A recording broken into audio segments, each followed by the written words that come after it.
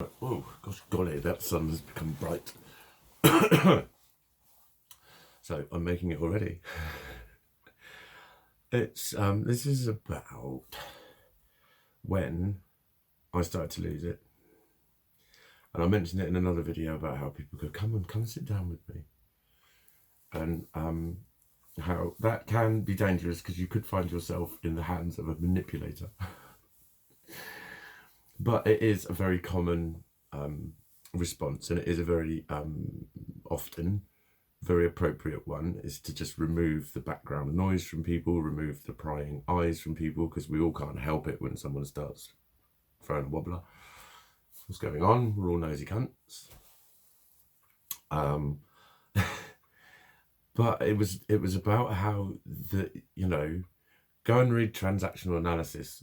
I can't be asked to explain it all. It's very wordy, but it talks about parent, adult, child, and it tries to simplify psychology, is what it says. But to me, I found it really fucking hard going.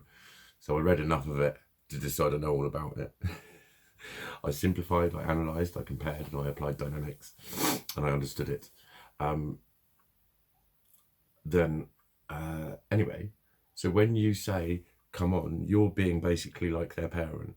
And people, the point that it makes is when one adopts one stance, ordinarily the other person automatically, instantmatically adopts the other one. So you put yourself in child mode, and there you are being soothed and comforted by mummy or daddy, basically, in your subconscious's kind of paradigm, mindset, frame of reference, state of existence. I am now being the child, mummy or daddy is comforting me. And that is not being an adult. That's being either a parent or a child. So, like I said, I should have retained control of the situation with hindsight. We said, look, come and sit down with me. Let me explain. I should have just gone, no, I don't want to. I don't agree with you. There's no point having this conversation. Seriously, we need to. And if he kept on trying to pull me back there, I said, stop trying to dominate the conversation, okay? I'm allowed to not agree with you. I will get that wrong. I will swear a lot, and I will be more fucking, things swing one way before they swing the other.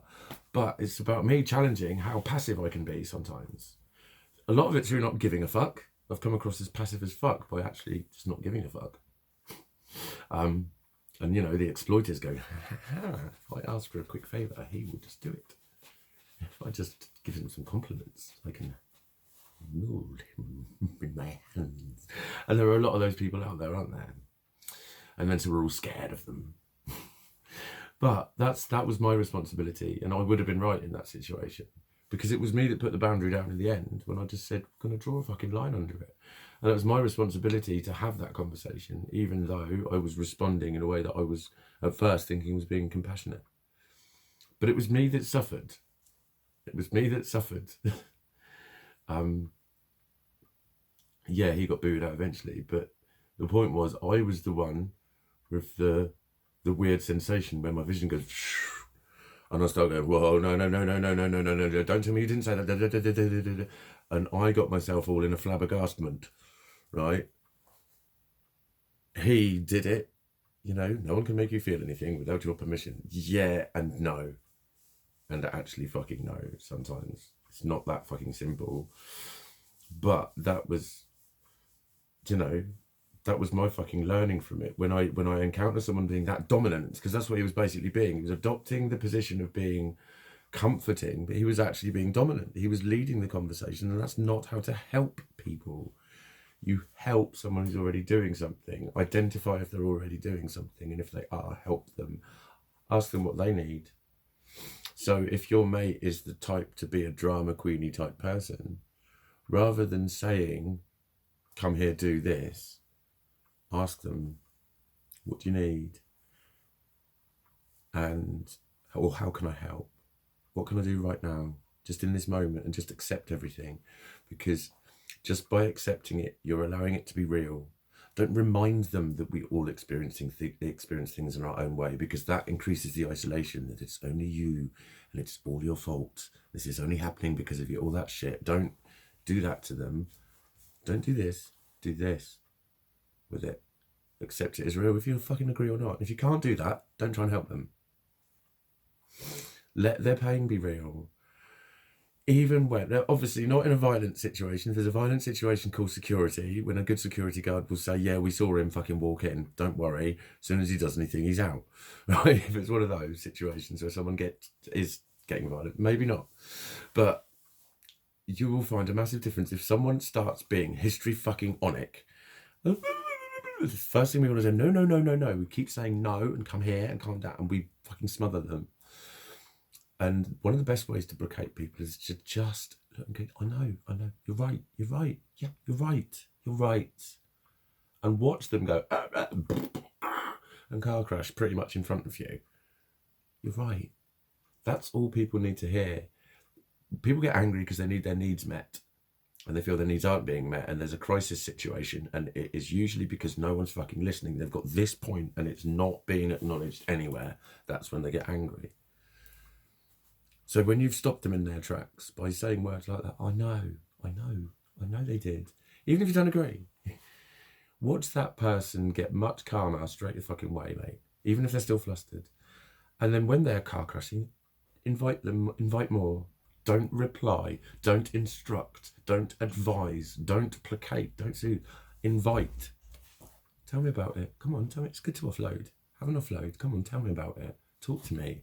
What happened? What's going on? Keep asking open questions, and you'll often find that they will suddenly start doing stuff like, do you know what? It's just because it's happened again, and they will start widening what's really going on with them. The point is, just by those few little words and that slight different adoption of a stance towards their pain, you placated it. You did what you were actually trying to do, which was oppose it. You were trying to stop it, right? Because they're upset and you needed to help them. Cool. Don't take charge of that situation all the time. Obviously, you need to be wise in how you do this. But I am talking from personal experience of stuff I've been trained and stuff that I've had done to me. And when you just hear that, you're right. They just go, It's fucking brilliant. That's all people really fucking need. I've had it done to me a lot by various people. I've done it to people. I've been told professionally about doing it.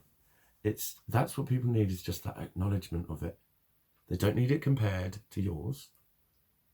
They don't. They need to just have that little, acknowledge the pain first. The therapy comes afterwards. If the pain's not acknowledged, it makes it worse. It's what makes people give up. Makes people think, so what? Oh, no one's listening. And people in society going, what do you mean I'm not listening? I just spent half an hour fucking listening to you.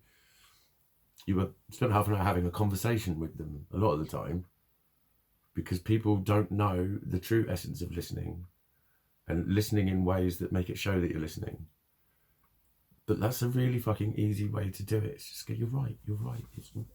And I don't like being told it's okay and it's all right. I know it's habitual to say it, and I'm sure I say it a lot myself. Of course I do. But for me personally, it's just one of my misunderstandings. When I am about to cry and someone tells me it's okay, it makes me worse. It's just me. I can't help that in the moment. I can only reflect on it and remember it afterwards.